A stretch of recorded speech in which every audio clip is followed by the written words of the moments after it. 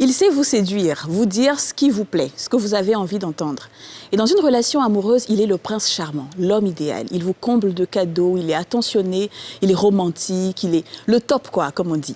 Jusqu'à ce que le masque tombe et qu'il se révèle être une personne odieuse. Le pervers narcissique, parce que c'est de lui qu'on parle ici, il peut être un proche, un patron, un ami, un collègue, mais toute relation avec ce genre de personne peut être destructrice. Aujourd'hui, dans Les Femmes d'ici, on va parler du pervers narcissique. Comment on le reconnaît, comment on s'en sort surtout. Alors, c'est une émission que vous n'avez pas envie de rater, asseyez-vous très bien, on est là.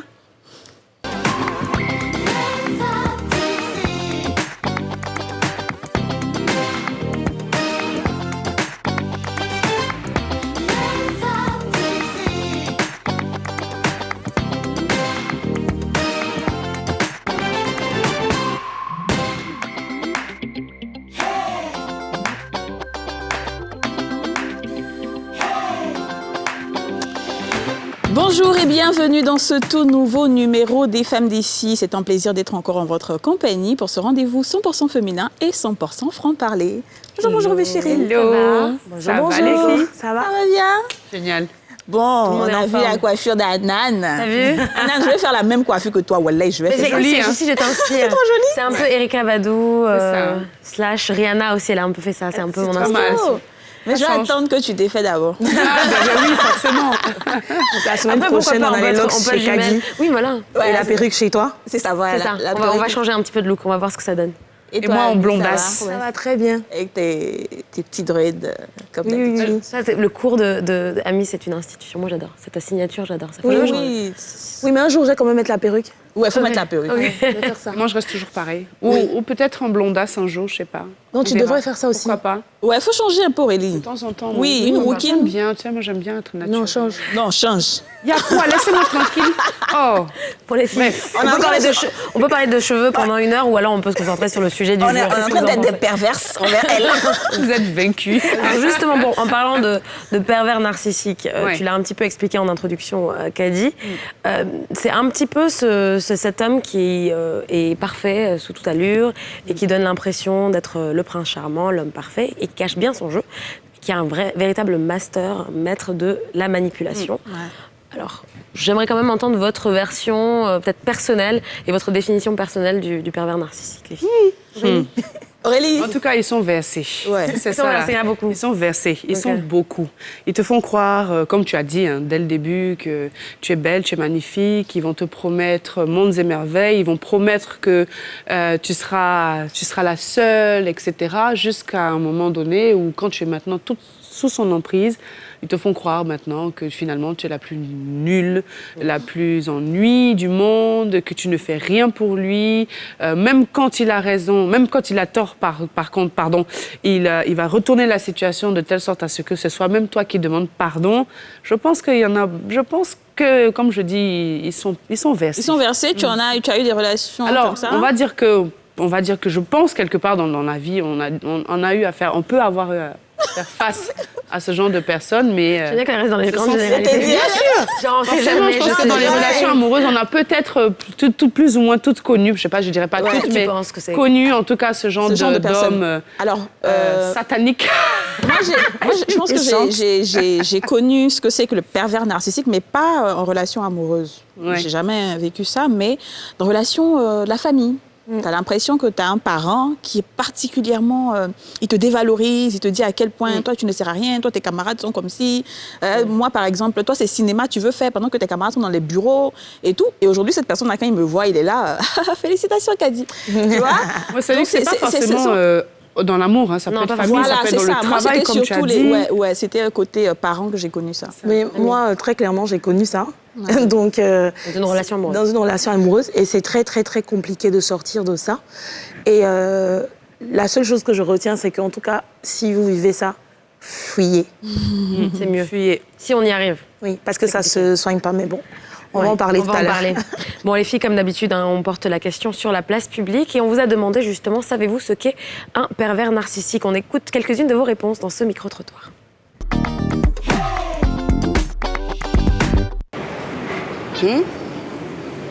Vraiment, je ne vois pas. Un pervers narcissique, c'est... Bon, un pervers d'abord, c'est une personne qui est vraiment... qui n'est pas aux atouts. C'est quelqu'un qui dit des choses qui ne sont pas, qu'on ne doit pas les dire. C'est-à-dire des choses vraiment qui sont déplorables.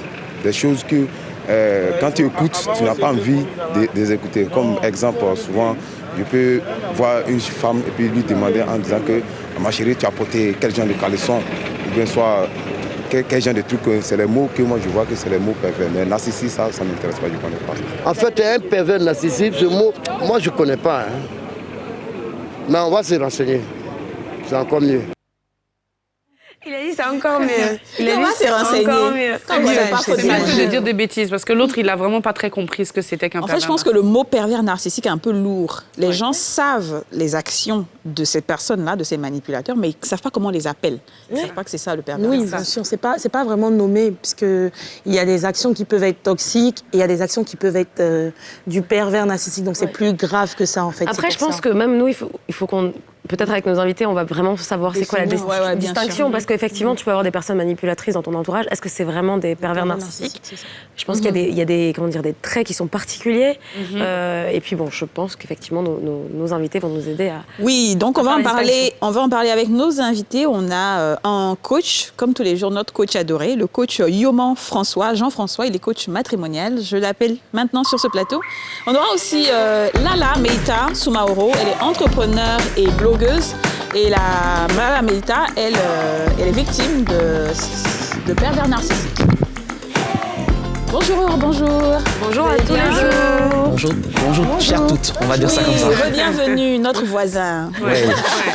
Un habitué des femmes d'ici. Bienvenue, Lala. Merci beaucoup. Alors, avant de vous donner la parole à tous les deux, je vous propose quand même un avant-goût du pervers narcissique. Qui est-il? Quel est son modus operandi? Des éléments de réponse dans ce reportage signé Chèque Bleu. Séduction, manipulation, emprise. Le triptyque de la violence des pervers narcissiques. Cette pathologie, identifiée depuis seulement 20 ans, se répand au point d'être qualifiée dans certains pays de mal du siècle. Vivre avec un pervers narcissique peut provoquer des dégâts psychiques sévères, voire conduire au suicide. On les reconnaît par leur absence d'empathie, leur pratique de la manipulation émotionnelle et leur déni de la réalité. Ils dénigrent l'autre pour se valoriser et vampirisent l'énergie de leurs proches jusqu'à les briser.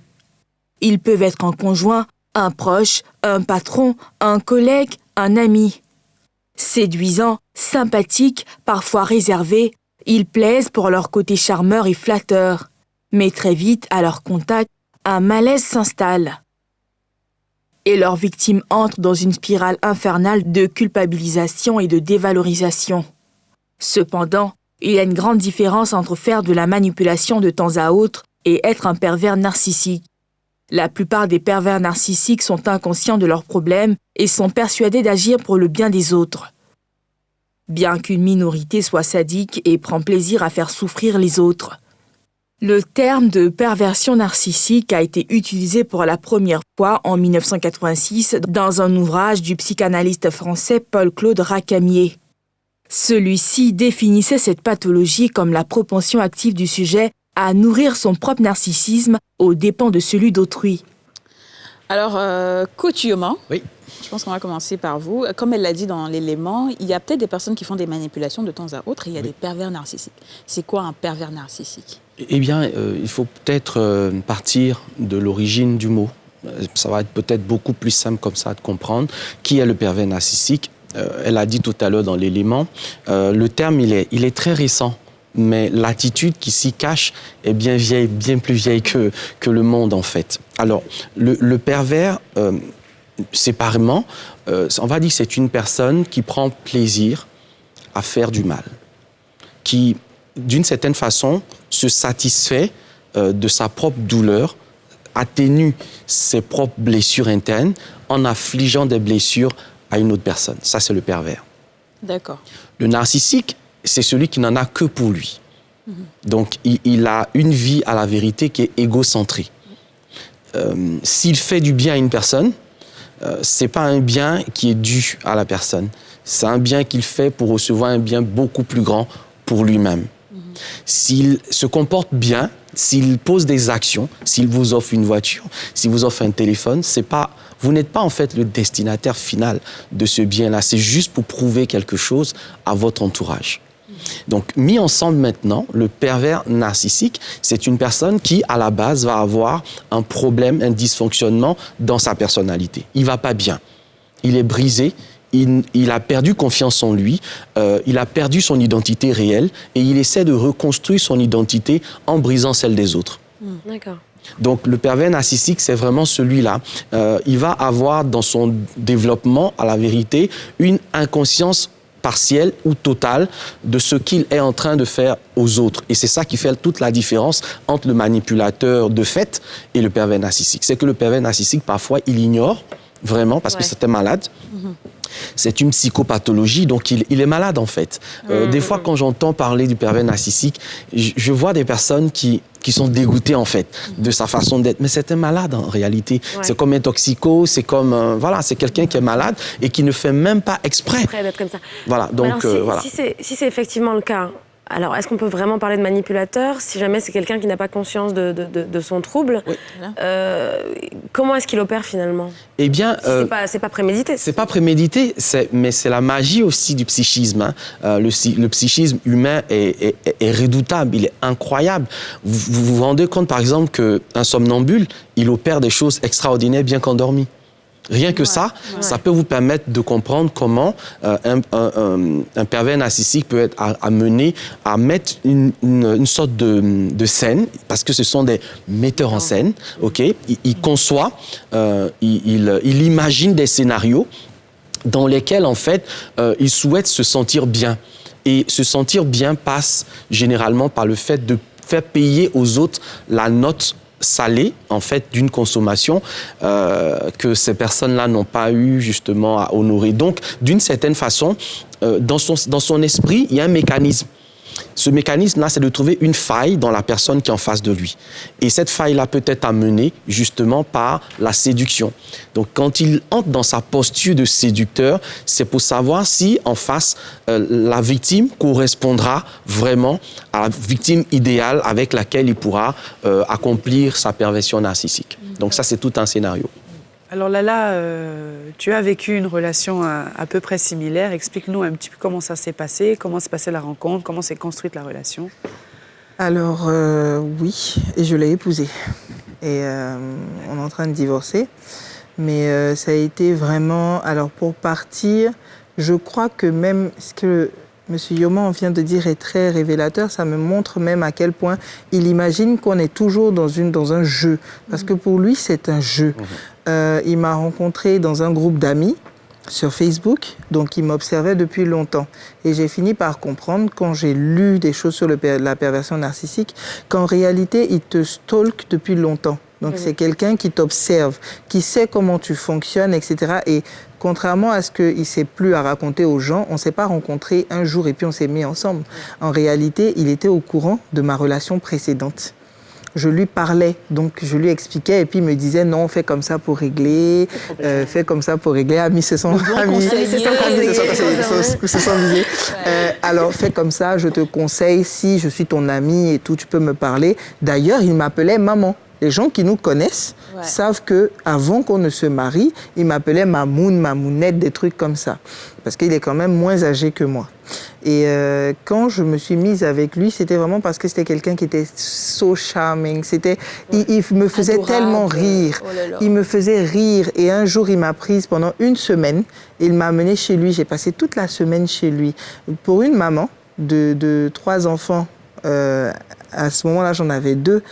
C'était inconcevable. Je ne laissais jamais mes enfants. La plupart, tout le monde me connaît. Je partage beaucoup d'anecdotes sur ma vie de famille. Et il m'a prise pendant une semaine. Je suis allée chez lui, j'ai rencontré ses parents. Je veux dire, tout de suite. Hein. Et j'ai rencontré sa mère, son père, vraiment toute la maison. On a même fait, après le mariage, on a fait Tabaski ensemble, etc. Mais il m'a mise, comme disent les Ivoiriens, il m'a mise en haut. Il m'a mise tellement en haut que toutes les personnes qui me connaissent et qui me suivent sur les réseaux sociaux savent que quand je faisais des posts pour parler de mon mari, jusqu'aujourd'hui, bon, je n'en fais plus parce que je suis une personne conséquente. Si je ne suis plus avec quelqu'un, je ne suis pas obligée de dénigrer la personne. Je peux juste arrêter de parler de la personne. Juste ça, ouais. Mais nous deux, dans la relation, je faisais des posts pour dire que j'aimais mon mari, que c'était vraiment la personne qui était bien, etc., etc. Et c'est ça, en fait, qu'il a utilisé contre moi après.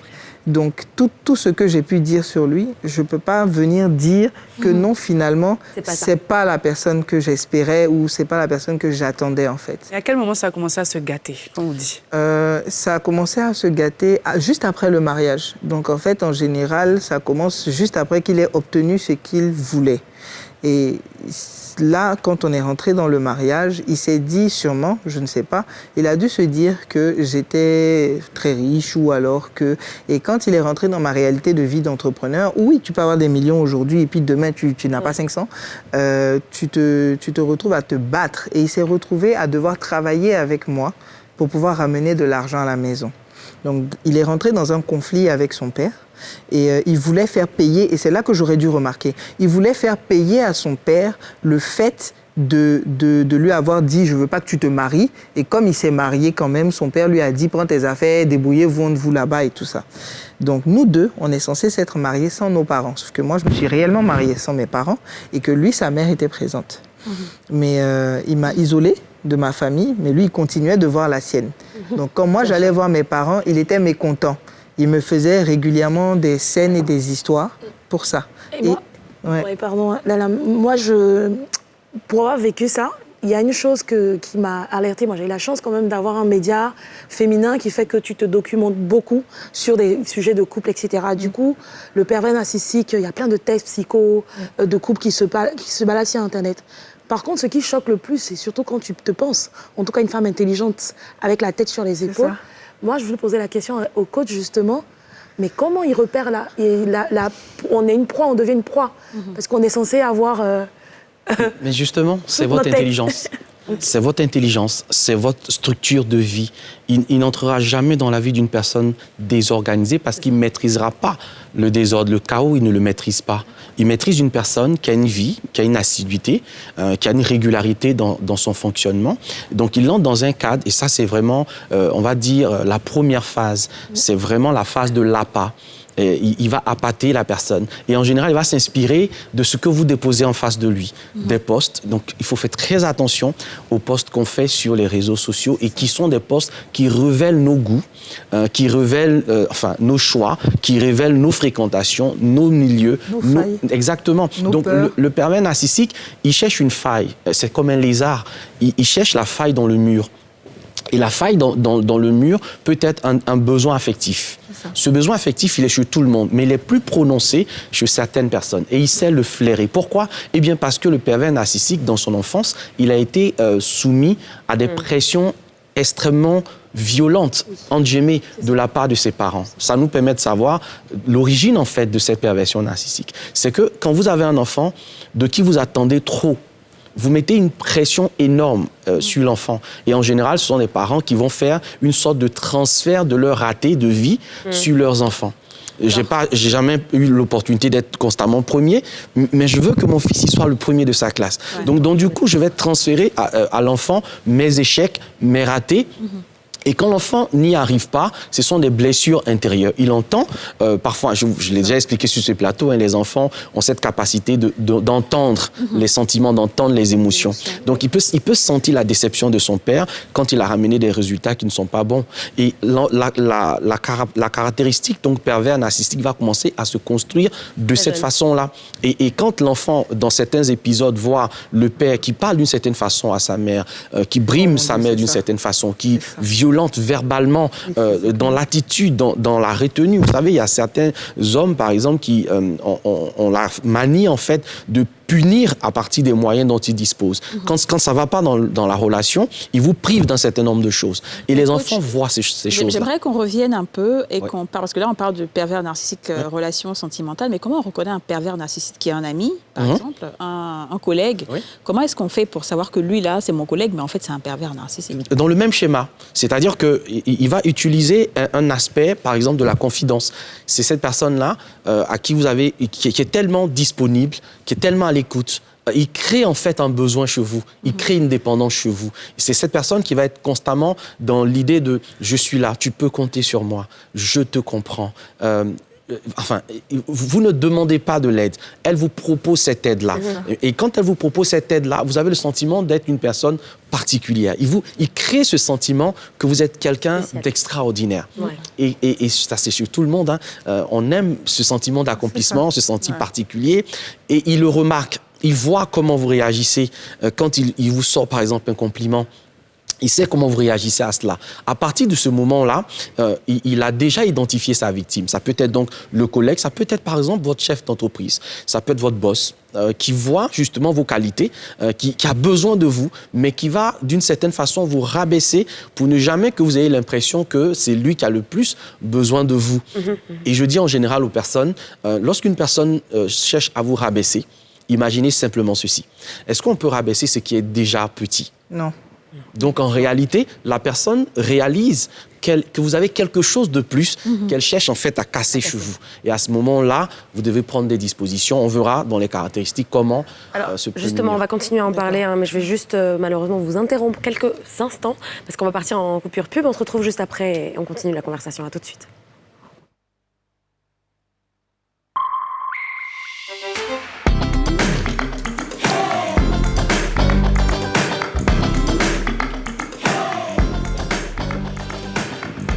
Bienvenue si vous nous rejoignez, vous êtes sur NCI dans votre émission préférée Les Femmes d'ici. Et Les Femmes d'ici, c'est tous les jours du lundi au vendredi à 13h05 sur NCI. NCI, c'est le numéro 4 de la TNT et le canal 204 du bouquet Canal+. Aujourd'hui, on parle des pervers narcissiques et nous sommes avec le coach Yoman Jean-François, coach matrimonial. Nous avons aussi Lala Meita Soumaoro, qui elle est blogueuse et entrepreneur, mais aussi victime d'un pervers narcissique. Alors Lala, j'aimerais qu'on revienne un peu sur ton expérience. Qu'est-ce qui se passait en fait dans la relation pour que tu te rendes compte qu'en fait tu avais affaire à un pervers narcissique? Je ne me suis rendu compte que j'avais affaire à un pervers narcissique que la semaine dernière. La semaine dernière? Oui. Après combien de temps? On a été mariés presque un an. Enfin, on est toujours mariés techniquement, mais on a vécu ensemble à peu près 11 mois. Donc, on a été mariés tout de suite. Donc, on a eu une relation qui a duré 3 semaines et puis on s'est mariés. Mariage direct. Donc, mariage rapide. L'idée, c'était vraiment de me mettre très, très en haut, au point que j'oublie. Mais vraiment, hein, je suis une personne, tout le monde me connaît, je suis effectivement très consciencieuse, très travailleuse, très organisée, très rigoureuse. Mes parents ont eu beau me poser la question, mais qu'est-ce qui t'est arrivé? Les gens m'ont même demandé, mais attends, le gars t'a agbassé ou quoi? Qu'est-ce qui s'est passé? C'est la question qui revient souvent. Voilà, et j'ai répondu non. Il était là et c'était comme un rayon de soleil. Et j'ai eu l'impression que je pouvais me libérer de toutes les charges parce que je suis une enfant qui a grandi plus vite que son âge. Donc je me suis dit, oh mon Dieu, j'ai ma période d'adolescence en étant adulte. Ça y est, je peux enfin faire Pamela Anderson, Las Vegas. Je fais mon mariage et puis je suis sûre que ça va bien se passer. Je suis une éternelle optimiste. Et je sais pas, un matin, je me suis réveillée, puis je me suis dit, il y a quelque chose qui ne va pas, mais malgré ça, c'est lui qui est parti. Comme je dis, c'est un metteur en scène. Il est parti dans l'expectative que j'aille le chercher. Et ce qu'il a mis en colère, c'est que je n'aille pas le chercher. Ça veut dire qu'on a vécu la relation et progressivement, il me cassait. Donc, comme j'étais, par exemple, je suis enceinte, je suis vulnérable, je suis fatiguée, je vomis la moitié de la journée, l'autre moitié, je me sens pas bien, j'essaye de me remettre. Et au début, il est très gentil. Il m'offre de la nourriture, il m'amène de la nourriture, ce que je veux manger, il me donne, où je veux aller, il me conduit. Et puis, progressivement, attention, je dois pas m'énerver, on doit pas faire palabre. Parce que chaque fois qu'on fait palabre, après, il me punit. Mais il ne peut pas me punir en me frappant parce que je fais du taekwondo et que je fais 1m80, que je fais 112 kilos. Donc, et à ce moment-là, je pesais un peu plus lourd. Et que j'étais... Non, mais enceinte, ça leur dit rien. Ceux qui ont la force physique frappent les femmes enceintes. Ils n'ont aucun problème pour ça. J'ai une amie qui a vécu ça. Il l'a frappée au point qu'elle a perdu l'enfant. Et arrivé une fois à l'hôpital, on l'a appelé pour lui dire l'enfant n'a pas survécu et tout. Il a répondu oui, mais maintenant elle a accouché son enfant mort, elle n'a qu'à le manger. c'est incroyable. Ouais, là, il a démontré son masque est vraiment tombé parce qu'il l'a dit à sa propre belle-mère. Donc là, moi, je suis rentrée dans la dépendance totale. C'est-à-dire que, à part le fait de me lever le matin, j'étais devenue l'esclave de mon mari parce que je me levais le matin à 8 h, j'allais travailler. Quand je reviens, il est 2 h du matin souvent parce que j'avais un restaurant. Donc, je quittais le travail à 18 h. Il vient me chercher, on va là-bas. Je suis à la cuisine, je sers, etc. Et il me punissait chaque fois qu'il avait l'impression que ça n'allait pas dans le sens qu'il voulait. Et comment il punissait? Par exemple, il ne me donnait pas de câlin. Parce qu'il savait que j'aime les câlins. Et tout ça. Voilà.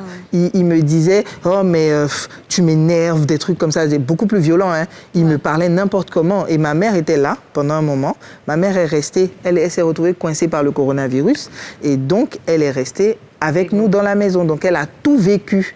Mais lui, il était dans un schéma, et je pense qu'il y est toujours dans son schéma, où, par exemple, je vous donne l'exemple, on parle d'humiliation en humiliation, mais c'est privé.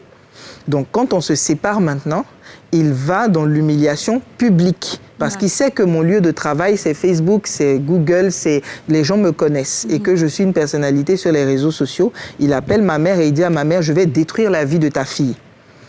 Et il n'a plus peur parce qu'il n'a pas de respect, ni pour ses parents, ni pour moi, ni pour rien. Et là, il se met à faire D'abord, il monte des gens contre moi. Ouais. Donc, il crée une sorte de vague où je suis censée être le mauvais employeur de l'année. J'ai employé quelqu'un, je ne l'ai pas payé, etc. Donc, la fille, elle ramasse toutes ses copines et puis, pouf, il commence. En fait, c'est vous qui devenez la coupable de tout. Je suis la coupable de tout. Je suis la mauvaise payeuse, je suis la mauvaise femme, je suis la mauvaise maman parce qu'il a même essayé de faire ça aussi. Par rapport à la culpabilité, désolée. Non, mais moi, c'est par rapport à la culpabilité, parce qu'effectivement, il y a ce sentiment, Kadi posait la question de comment concrètement, mais en fait, concrètement, on ne sait pas vraiment, parce que c'est sournois, d'où le côté pervers. C'est très flou. C'est le côté pervers, en fait, de ça. Donc, en fait, comment à un moment donné, on va dire, tu as l'éveil. Le tic. L'éveil qui te dit, même si tu ne pars pas, mais comment tu découvres, comment tu as l'éveil? Eh bien, l'éveil doit venir, elle a décrit vraiment là une caractéristique très importante qui fait partie de la phase de l'emprise. Je vous ai expliqué qu'il y a l'appât, qui fait partie de son processus, il y a la mise en scène, et ensuite il y a l'emprise. Et pour créer cette emprise, le pervers narcissique fait 2 choses. La première, c'est de pouvoir faire en sorte de gagner votre entourage. Il va gagner votre entourage par la projection des échanges que vous avez avec lui à propos de cet entourage. Si par exemple vous êtes avec un entourage qui vous aime, qui vous apprécie, il faut que cet entourage l'aime plus que vous. Parce que chez le pervers narcissique, il y a une concurrence. Il y a un désir de performer. Et ce désir de performer, là, il l'obtient à partir des personnes qui sont très performantes. Donc, je vous les répète, vous allez avoir rarement un pervers narcissique avec une personne qui vole très bas. C'est très rare. Parce qu'il a besoin de se projeter dans une personne qui est vue, qui est entendue, qui est respectée, qui est adulée. Parce qu'en fait, il vit sa vie à l'intérieur en fait, de la personne dont il partage le quotidien. Et deuxième chose très intéressante, comment vous percevez cela, c'est qu'il va regarder un peu comment on vous juge, comment on vous apprécie. Et il va réussir en fait à vous casser là-dessus. Voilà. Il est la seule personne en fait qui est capable de vous dire les choses qui vous blessent profondément. Quand tout le monde dit que vous êtes intelligente, il vous dira que vous êtes idiote. L'inverse, absolument. Voilà. Vas-y. Allez-y. Moi, je me posais la question de savoir, en général, les personnes qui sont victimes de perversion narcissique ou de pervers narcissiques, est-ce que, en général, ce ne sont pas des personnes aussi qui sont aussi dans un manque affectif? Est-ce qu'elles sont aussi à la recherche de soutien qu'elles n'ont pas reçu? Et c'est ce qui permet à cette personne-là de pouvoir rentrer dans... C'est clair. J'ai parlé de fissures, en fait, de failles dans lesquelles le pervers narcissique va s'insérer. Et on a tous, autant qu'on est, ces différentes failles-là. On les montre de 2 façons. On les montre soit de façon extravertie, on montre vraiment qu'on a besoin de quelqu'un, ou on est hyper fermé. Et c'est là où on peut se faire avoir. Quand on a cette carapace de la personne très difficile d'accès, etc., le pervers narcissique va utiliser la carte de la séduction pour entrer dans votre environnement. Le pervers narcissique va être l'une des seules personnes à pouvoir franchir le pas et vous dire les choses de façon très honnête. Parce que dans les premiers moments, effectivement, il est très honnête. Et pourquoi? Eh bien, parce que, en fait, c'est un peu comme si vous utilisez un produit ok, et qui a des effets secondaires sur vous. Ouais, au début, ça marche bien. Au début, c'est voilà. Non, ce que je veux dire, c'est que du fait de son déséquilibre psychologique, ça lui donne en fait une finesse dans l'intelligence. Ça lui donne une finesse dans l'intelligence. Donc il a une intuition. Il a une intuition qui est tellement développé, en échangeant avec vous, en parlant avec vous, il est très focus, il est très dans vos regards, il est très dans vos gestes, il est très dans le non-verbal. Donc, il a la capacité, en fait, de percevoir un certain nombre d'aspects. C'est quand même difficile de discerner un homme normal qui a l'air parfait d'un pervers narcissique. Comment on peut faire la différence il est invasif. Il est invasif, il ne vous laisse pas de temps de réflexion. Alors, la question que je me pose, c'est parce que souvent on entend des victimes en parler, c'est il y a un sort de cycle qui s'opère. C'est-à-dire qu'il y a des petits moments très courts où on est très heureux et après on vous le retire, on vous punit, Exactement. on vous fait vous sentir très mal. Parce qu'il n'est pas ce qu'il dit qu'il est. Exactement. Donc c'est un menteur à la base. Alors du coup, ça fait que souvent, on va avoir des victimes, ou je ne sais pas si on peut les appeler victimes, ou enfin des personnes qui sont victimes de ça, qui vont vous dire, oui, j'ai envie de partir, mais qui se retrouvent souvent à faire des allers-retours entre je suis séparée, je me remets avec, je suis séparée, je me remets avec. Mais il a créé une addiction. Ouais, il a créé une addiction parce qu'il a fini par tellement vous servir ce dont vous avez besoin. Et il est dans ce dont vous avez besoin. Pas que ce soit un plaisir pour lui. Et ça qui fait la différence entre un vrai homme, et parfois il y a des femmes qui sont dans le système. J'aimerais bien le devenir, moi, quand même. Ça serait pas En fait, on ne le devient même pas. On ne sait même pas, en plus. Donc, pour expliquer cet aspect-là, c'est-à-dire qu'à un moment donné, qu'est-ce qu'il va faire? Il va développer, en fait, en vous des besoins de dépendre de lui et de lui seul parce que c'est lui qui sait ce dont vous avez besoin et qui vous le donne. Mais en fait, il ne prend pas plaisir à le faire. Il le fait juste parce qu'il sait que vous en avez besoin. Ouais. Donc, à la vérité, quand il le fait au cours d'une journée, il en a marre là. Il faut qu'il revienne à qui il est. Et ça, il faut qu'il vous pousse à la faute pour que ce soit parce que vous avez fauté qu'il se comporte comme ça, alors qu'en fait, c'est parce qu'il est fatigué de prendre soin de vous qu'il... C'est exactement ce que j'ai vécu. Justement, alors comment vous sortez de ça, vous, personnellement? Déjà, pour commencer, je ne sais pas si tout le monde est croyant, donc c'est pas pareil. Moi, j'ai une famille qui m'aime beaucoup.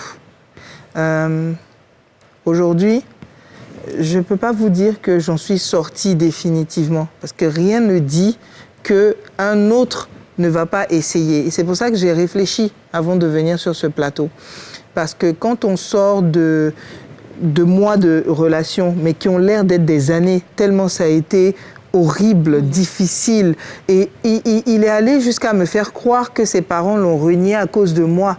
Alors qu'en réalité, quand lui, il est parti de chez ses parents, il était parti de chez eux, il m'a épousée pour les punir.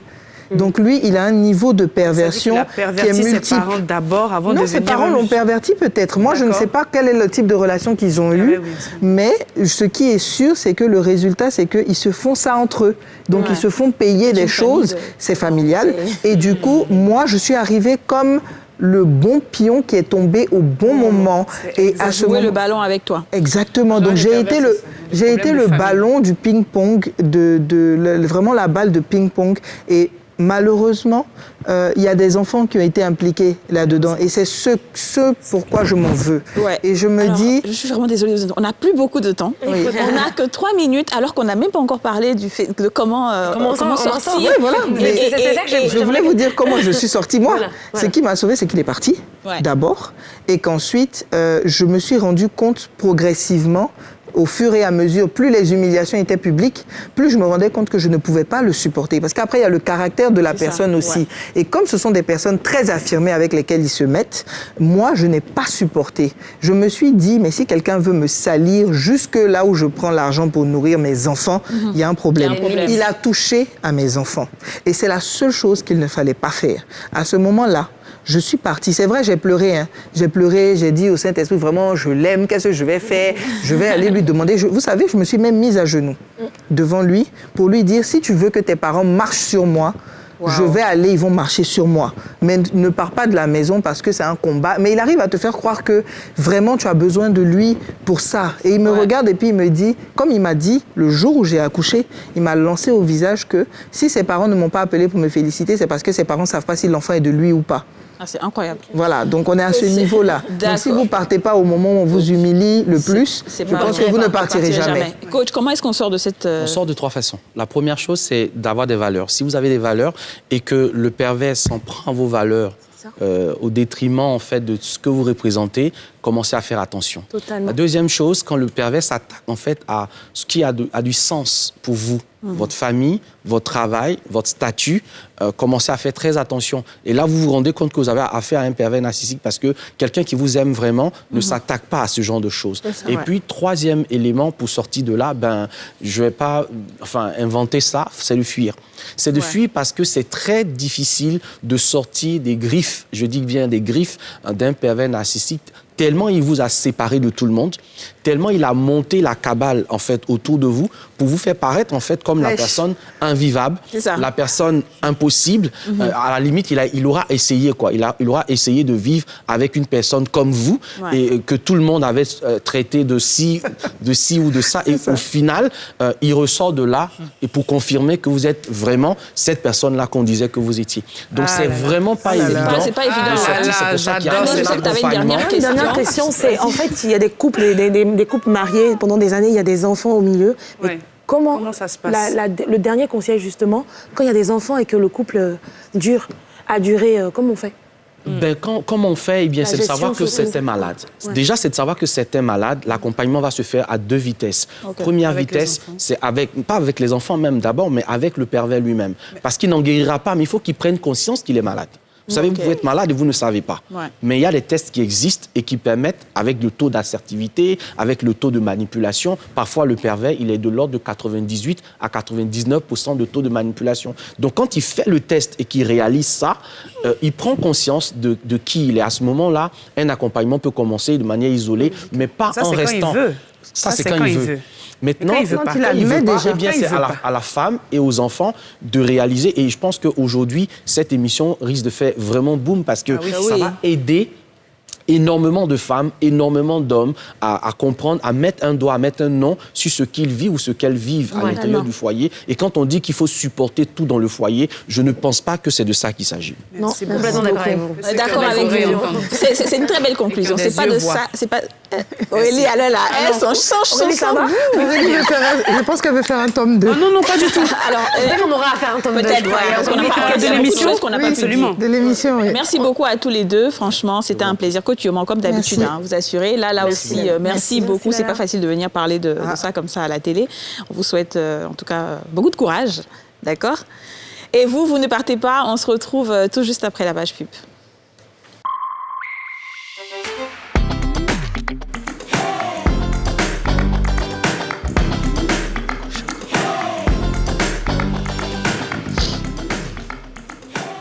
Bienvenue à vous si vous nous rejoignez dans la 3e partie de cette édition des Femmes d'ici. On change un petit peu de registre pour parler d'une jeune femme qui était il y a quelques semaines dans la gestion des catastrophes naturelles. Elle a tout lâché pour se consacrer à l'une de ses passions, la réalisation, le storytelling.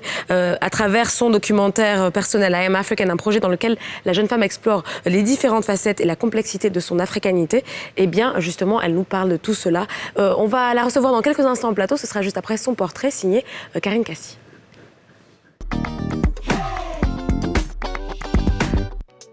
Une décision radicale et un virage professionnel à 180 degrés. C'est ainsi que l'on pourrait décrire les dernières semaines de la vie de Meggy. Je viens de démissionner. En mars 2018, lorsque Meggy quitte Johannesburg pour s'installer en Côte d'Ivoire, sa multiculturalité facilite son intégration, même si elle se fait lentement. J'ai un père qui était d'origine congolaise de la RDC, une mère du Congo-Brazzaville, mais je suis née et j'ai grandi à Johannesburg. Alors donc, culture complètement différente. Mais moi, je me disais que ça n'allait pas me faire de choc culturel puisque je suis francophone à la base. C'est à 28 ans que cette gestionnaire de catastrophes naturelles a reconverti à le déclic. Il se traduit par un documentaire, la plateforme qu'elle choisit pour raconter son vécu et son africanité en images. C'est 8 mois après mon déménagement à Abidjan, quand j'ai commencé à accepter que j'avais quitté Johannesburg. Ça m'a pris énormément de temps, mais une fois que j'ai accepté et que j'ai appris à aimer Abidjan, j'ai eu quelque chose en fait qui s'est déclenché, quelque chose s'est éveillé en moi. Ce soir, c'est une occasion particulière pour Meggy. Pour la première fois, elle diffuse son documentaire intitulé I Am African devant une 60aine de personnes. Dès les premières minutes, le public est captivé. À travers des scènes tournées à Abidjan, elle fait intervenir son entourage et des personnes fières de leurs origines.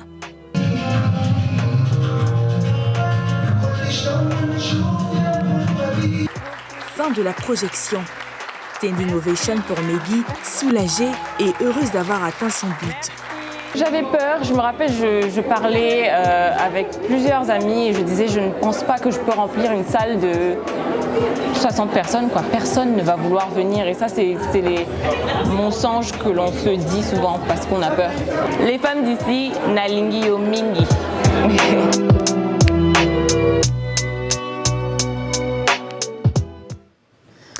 Nalingi Omingi, ça veut dire quoi? On t'aime, c'est je t'aime, non? Nalingi Omingi, vous savez pas que Nalingio, c'est... Non, mais si, Nalingio, ça veut dire... C'est pas qu'une... Non, aujourd'hui, Anan a la bouche fine. Je te dis, elle a la bouche fine, c'est ça même. Alors Meggy, bonne arrivée, ça va? Merci beaucoup, ça va bien. Ça se passe bien en Côte d'Ivoire? J'adore. Ouais, bien sûr, c'est the place to be, c'est le meilleur endroit sur Terre.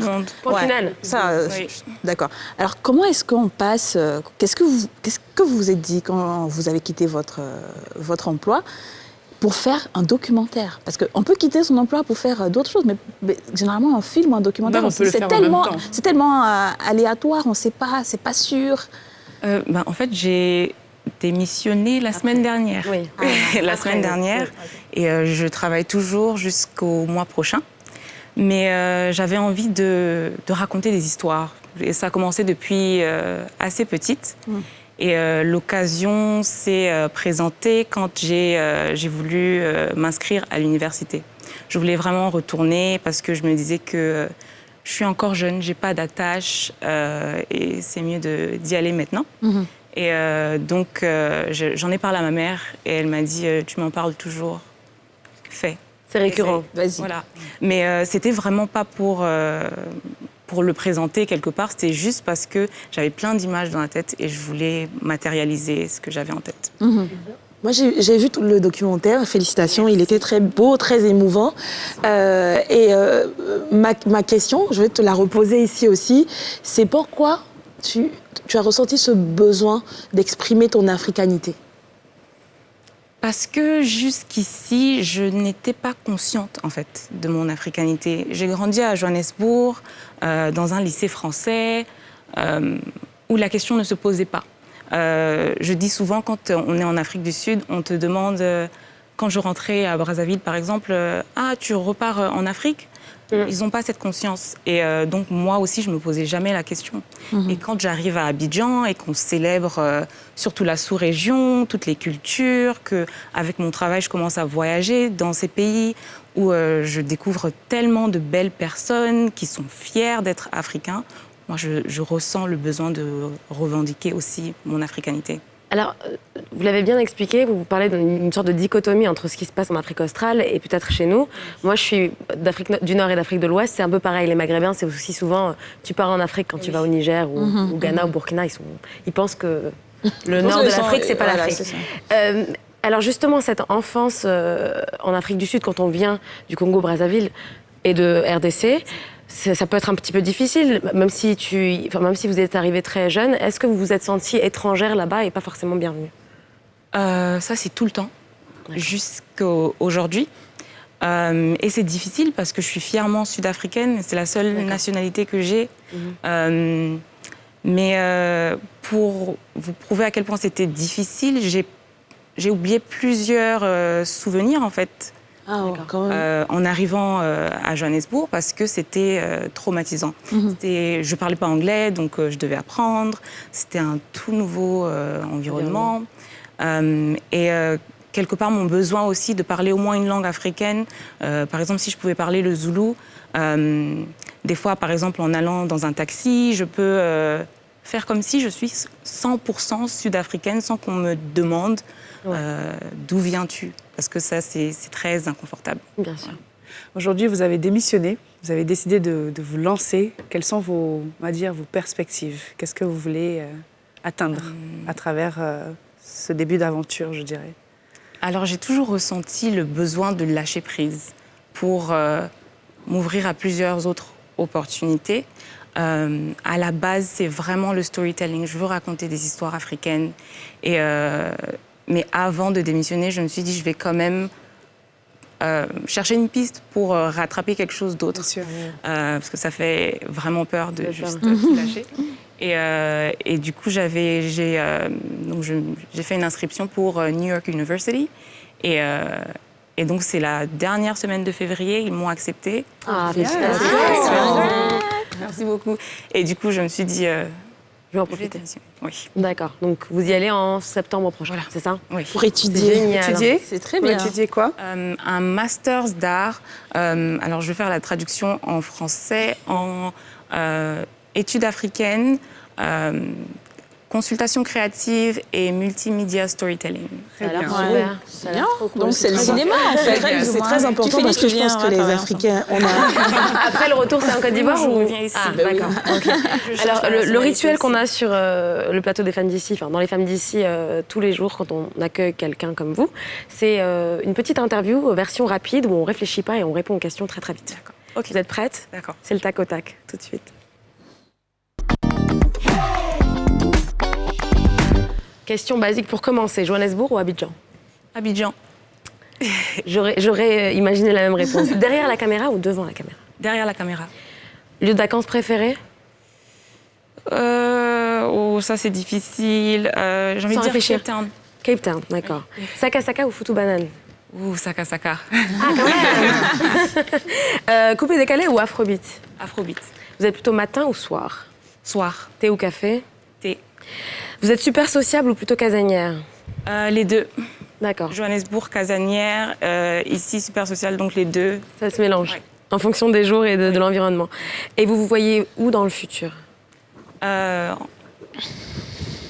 l'origine de belles histoires dans lesquelles les femmes africaines peuvent se reconnaître. Les femmes en particulier? Oui. Alors si vous deviez décrire votre futur en un mot, ce serait quoi? Successful. Successful. Donc, beaucoup de succès, c'est ça? Yes, beaucoup de succès. Merci beaucoup, Meggy. Merci beaucoup. Merci d'avoir répondu à toutes nos questions. Merci, c'était un plaisir d'être avec vous.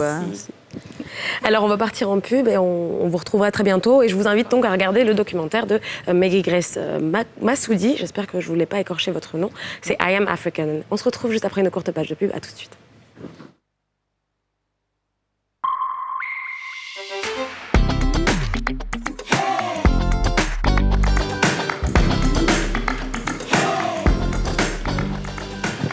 Retour sur le plateau des Femmes d'ici et c'est maintenant l'heure de la zone digitale avec Ami Kwame.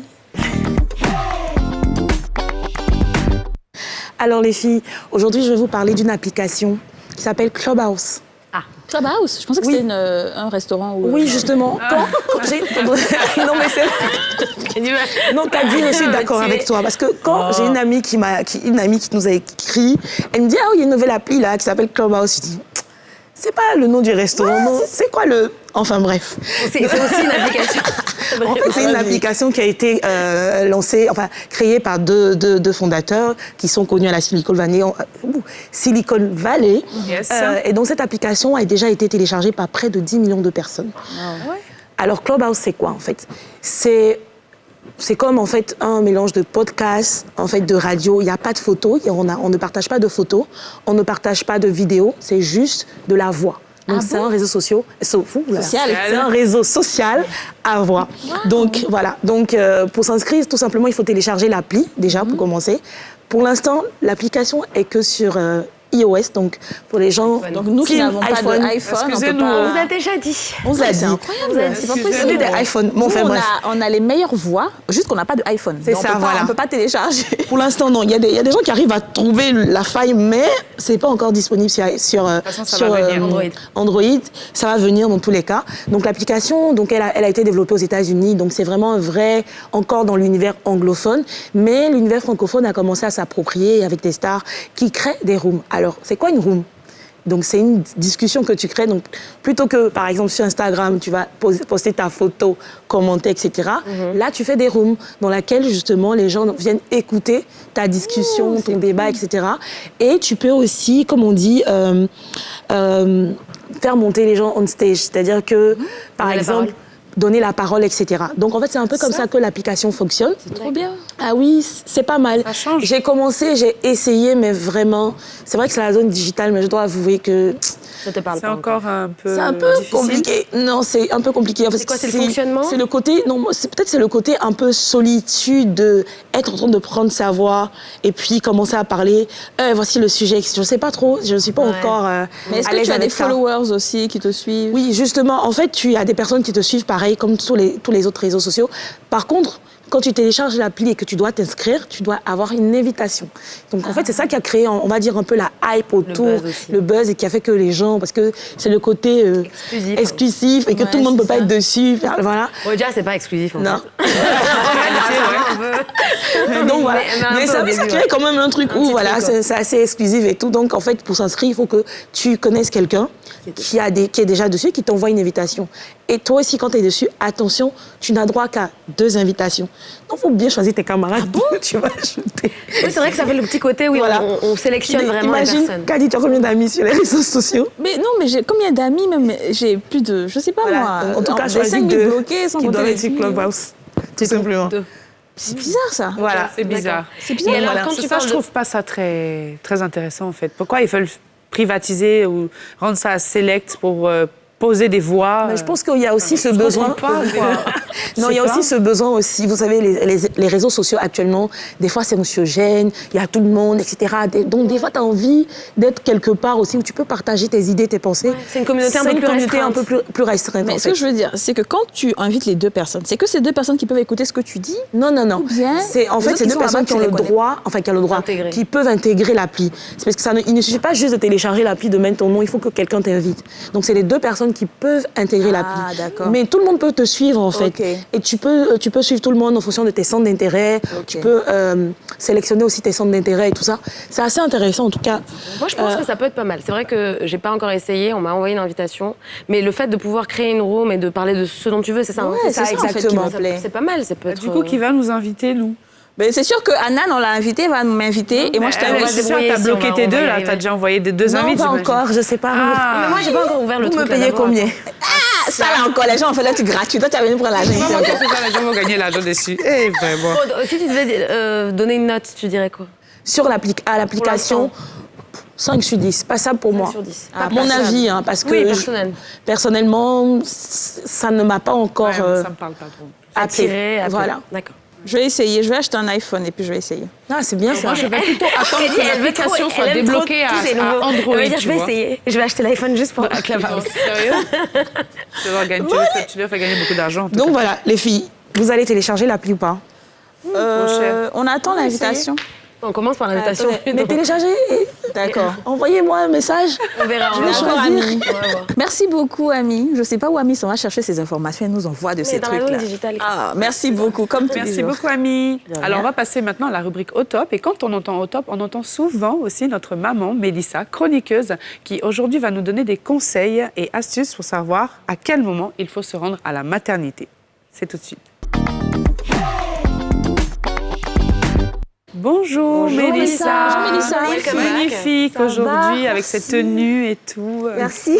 J'ai l'impression que C'est Queen. chaque semaine, il y a un... Comment dire, une sorte d'upgrade, c'est genre, tu nous vends quelque chose. Quoi. Ouais, c'est Tu ça. nous donnes quelque Avec chose. les boucles d'oreilles.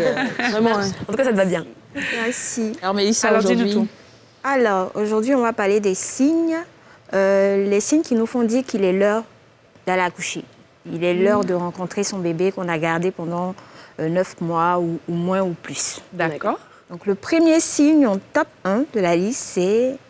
Ah, j'ai pas posé la question aujourd'hui. Bon, c'est pas bien. Vas-y, pose-nous la question, dis-nous. C'est savez-vous... À votre avis, à quel moment on sait que voilà, c'est l'heure, faut qu'on aille accoucher? C'est quoi les signes? C'est les contractions, non, normalement? Tu sais quand? Moi, j'ai toujours pensé, en tout cas, que c'était perdre les os, mais apparemment, c'est pas ça. Non, ça, c'est la télé. Mal au ventre. C'est la télé, c'est exact, c'est ça, c'est les films. Alors, j'ai pas d'autres références. Moi, j'ai jamais perdu d'os, donc je savais pas qu'on perdait des os même. Mais moi, c'était juste au moment où j'avais de fortes contractions. Douleur, et je sais que je suis dans mon 9e mois, donc ça peut arriver à tout moment. Oui, et les contractions espacées de... Voilà, c'est ça. Un certain nombre de minutes. Je sais pas combien de minutes. Comme d'habitude. Vous êtes calés. Alors, dis-nous. Ami? Non, moi, je sais pas, en fait, en vrai. Non, mais c'est vrai, je ne sais pas parce que j'anticipe toujours le moment par peur. Donc, je me retrouve soudainement à l'hôpital. Très tôt. Et puis, on se dit, ah tiens, en fait, c'est le moment. Alors, pour celles qui ne savent pas, dis-nous. Le premier signe, le top 1, on va dire basique, c'est ce qu'Anan a dit tout à l'heure. On perd les os. Donc, vous avez une rupture franche de la poche d'eau. C'est un liquide indolore, incolore, qui, en principe, qui coule. Et on se dit, ah ben voilà, c'est l'heure. Là, vous prenez votre douche rapidement et vous partez à l'hôpital. Donc, le deuxième signe, ce sont les contractions. Maintenant, on va dire comment on fait pour différencier les fausses contractions des vraies contractions. Ouais. Parce qu'il y a des fausses alertes. Donc, généralement, les mamans disent, quand ça sera la contraction de l'accouchement, on ne va pas te dire. Tu vas savoir. Elle dit c'est trop abstrait. En fait, tu sauras que c'est le moment. Mais j'explique. Voilà.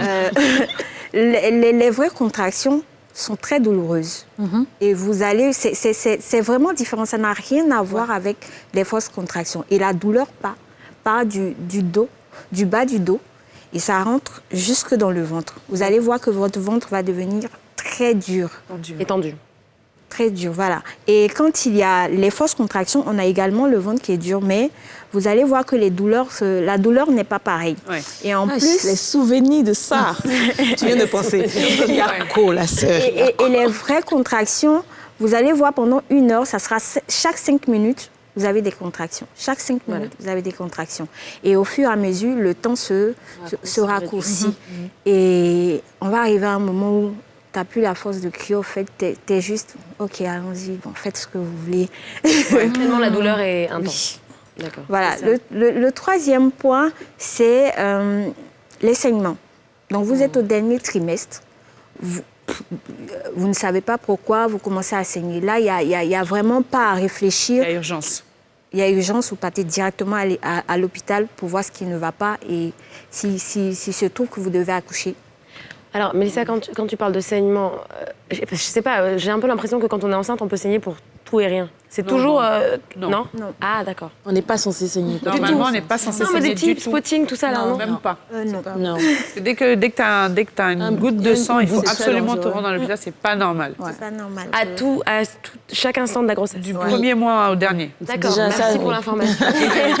Tout saignement est à prendre avec... Oui, il faut prendre ça au sérieux.